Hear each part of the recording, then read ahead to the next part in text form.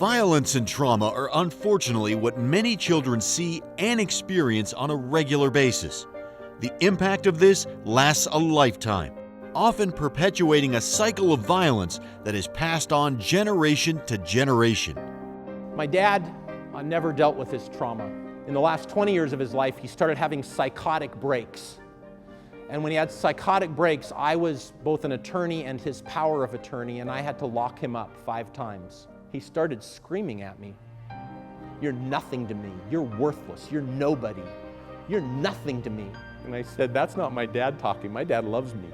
And he kind of cocked his head and he said, "Maybe you'd talk to your son like that if your father had kicked you down the hall over and over again, lifting you off the ground with his boot while you were trying to get away from him. Maybe you'd talk to your son like that too." Because inside my dad's brain, along with that chemical imbalance from childhood trauma, were these memories of what his father had done to him that he never got help with, never talked about, never addressed. My dad died of a heart attack in 2009, and then I went to counseling for the first time in my life. The cycle is now breaking in my family. At the Safe Long Beach Strengthening Families Workshop, keynote speaker Casey Gwynn, an expert on the impact of childhood trauma on adult illness, disease, and criminality, made a compelling case for the role of hope, which he described as having 2 components. First, willpower, or the desire and discipline that each individual needs to tap into to create long-term change. And second, way power, or access to a comprehensive and integrated pathway that truly supports and empowers each individual.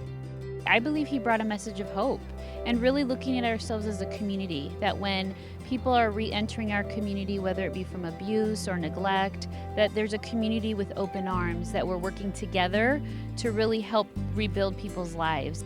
This workshop, which over 300 people attended, was created to increase awareness and understanding of the warning signs of child abuse and family violence, its impact on children, and how to respond in a time of need by building community networks of support that promote healing.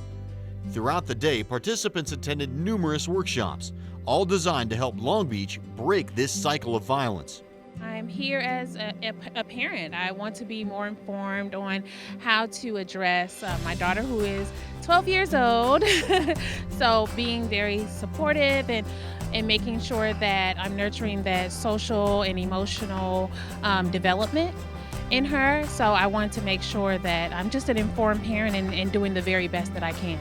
Being able to have hope and empower our agencies around here so that we can instill that into our families and trauma survivors was just a huge takeaway. I know a lot of us came out really eager and getting the books and talking to one another, and I think that was just really huge.